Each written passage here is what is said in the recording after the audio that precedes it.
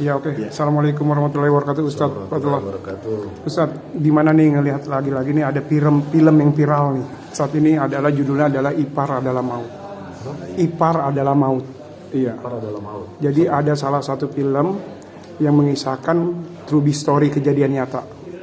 Nah, film ini bisa dikatakan film tentang perselingkuhan antara sang kakak ipar dan adik. Menurut agama itu seperti apa sih dari pandangan agama? Ya, artinya Bismillahirrahmanirrahim, telah terjadi ini. Sebenarnya cerita ini bukan cerita yang baru saja lalu dipetik dengan karya film dibuat, tapi ini kejadian nyata dan faktual, sangat fakta di tengah kehidupan orang yang sudah berkeluarga. Ketika mereka berkumpul antara mantu, mertua, adik ipar dan adik kandung ataupun apa, itu kan ada rambu-rambu. Contoh misalkan kalau seandainya cinta bersemi antara kakak ipar dengan adiknya, kan begitu. Itu ada potensi ke situ. Ketika dia mengenakan celana pendek, kemudian timbul birahi nafsu melihat sosok perempuan, kakak iparnya laki ini, timbul cinta bersemi di situ. Ada potensi itu perselingkuhan. Ini bukannya dibuat dengan karya film, ini sudah fakta dan ini realita masuk ke ranah masyarakat dan ini diwaspadai. Kenapa? Potensi perselingkuhan antara kakak ipar dengan adik ipar itu terjadi, udah semarak kok. Banyak di tetangga saya juga begitu, akhirnya hamil dan dia digerebek juga dengan warga di situ. Dibuatlah film ini, justru nasihat ini malah jadi nasihat supaya ini nilai dakwah juga, ada kebaikan juga yang disampaikan karya film ini kepada masyarakat, supaya kiranya hati-hati ketika ada yang mertua ke mantunya harus dijaga tuh pakaiannya, adab pakaiannya, sopan santun, jangan jadi potensi akhirnya bisa merayu daripada kakak ipar, tergodalah di situ perselingkuhan, akhirnya mereka zina. Kalau sudah zina bagaimana? Karena potensi itu terjadi kepada sesuatu yang tidak baik. Akhirnya terjadi pelecehan seksual, kemudian cinta bersemi menjalin asmara. Karena kan awalnya kan beda itu di agama itu, makanya dilarang. Ada perkumpulan yang memang di situ ada mudaratnya. Kalau udah ada mudarat, jadi ada potensi. Mudarat itu tidak bukan hanya yang pakai jilbab aja tidak mungkin. Dia pasti akan terjadi. Kalau seandainya dikumpul bersama di situ, sering berkumpul, itu ada potensi. Makanya perseringan itu terjadi ada kumpulan yang tidak ada manfaatnya. Ipar ataupun kakak ipar, adik ipar, maka yang bukan mahram, maka jangan dilibatkan di situ. Ya, ini khawatir ada potensi di situ. Lagi udah pakai rok pendek, rok mini. Kita kan sebagai laki-laki ngelihat adik ipar kan beda. Di situ timbul birahi. Akhirnya mulai WA, kamu di mana dan sebagainya. Lewat WA itu curhat, akhirnya dicurhat nih. Sampai nih suaminya begini. Dan pada akhirnya disambut nih. Terjadilah cinta bersemi. Akhirnya ketemu di luar tuh. Akhirnya check in, bahasa kerennya. Ya akhirnya terjadi yang namanya persetubuhan, perzinahan. Ketika hak seorang istri diambil oleh suami lain, maka dosa seorang istri itu sangat besar. Keluar rumah tanpa izin saja sudah haram hukumnya. Apalagi terjadi persetubuhan, perzinahan antara kakak ipar dengan adik ipar. Nah, kali ini terjadi, berarti harus hadirkan agama di tengah-tengah. Suami harus keras, tegas mendidik daripada istrinya.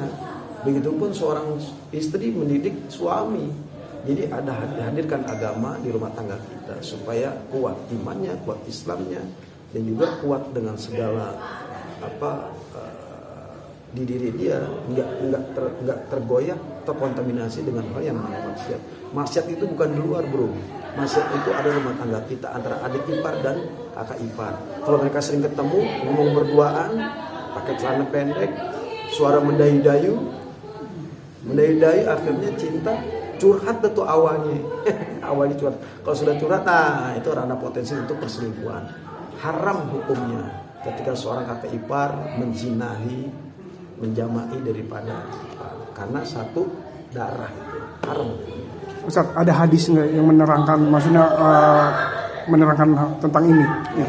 Larangan banyak kok di dalam Al-Quran. Allah memerintahkan supaya kita ini jauhi dari yang namanya maksiat zina, dan itu apa yang dibenci oleh Allah. Yang Allah paling gak suka tuh zina, kan itu seperti binatang, terus dihalalkan nggak apa-apa. Ada juga kakak ipar itu menikahi adik ipar, ada di luar itu, supaya katanya kagak ada zina, tetap aja kagak boleh. Nah kalau udah Allah mengatakan dengan statementnya, maka ini warning buat kita supaya kita lebih berhati-hati. Allah bilang nih, ayo jauhi zina. Sebenarnya zina itu musuhnya keji, dan perbuatan yang keji yang Allah nggak suka, yang Allah nggak redho. Dan sekarang ini maka hendaknya kita sebagai orang yang beriman, maka pahami itu ayat Allah, amalkan ayat Allah. Betapa bahayanya dosa zina. Kalau zina sekali dikilap nggak jadi masalah, 2 kali itu 40 tahun. 40 tahun 2 kali berarti 80 tahun. 3 kali berarti 120. itu kita paham itu dosanya, kita tanggung tuh, kita gagahin dunia orang lain, apalagi dia masih bersuami, iparnya, nih kok udah begini, ya Allah. Makanya sebagai orang yang beriman, hadirkan Quran di rumah tangga kita, amalin Quran, baca Quran. Tapi benar nggak sih, Ustaz, ada yang mengatakan bahwa dalam ininya keterangan tuh kalau misalnya ada orang yang berzina gitu, kalau kita tidak membiarkan tetangganya ikut juga gitu ya, dalam minimal 40 rumah gitu. Kan depan, belakang, samping, kiri semua ikut keserta. Meskipun mereka tahu nih yang bukan mahram masuk rumah, nggak mau apa-ngapain, kita waspada ke situ. Apalagi terjadi yang namanya perzinahan di situ, ya tetangga kena, kanan kiri samping depan belakang kena, imbas daripada perbuatan dia nggak melakukan di tetangga, tapi karena perbuatan dia akhirnya kita nanggung dosanya itu. Nauzubillah. Kalau ada yang bukan mahram masuk rumah tangga yang tidak kenal, maka tetangga ini harus bisa mengontrol. Artinya tanya langsung, yang sampai dibiarkan ya udah urusan dia, kita terus juga ditangkap polisi. Jangan. Kewajiban seorang RT maupun warga di situ adalah menindak bagaimana orang yang tidak kenal yang bukan mahram masuk rumah. Nah, kalau dia melakukan zina kan yang kena kita, imbas daripada mereka berbuat dosa, imbasnya 40 tahun kita kena. Dia ngelakuin 40 tahun, kita dapat 40 tahun. Dia ngelakuin lagi 40 tahun. Itu efek daripada dampak dosa yang dilakukan ketika kita mengetahui perbuatan maksiat ada di depan mata kita. Rubahlah dengan apa? Dengan dakwah. Rubah dengan apa? Dengan teguran, nasihat, masukan, arahan.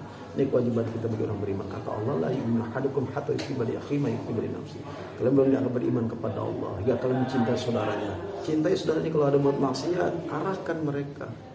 Yang sampai kita biarkan, akhirnya kita yang kena imbas daripada dosa yang mereka lakukan.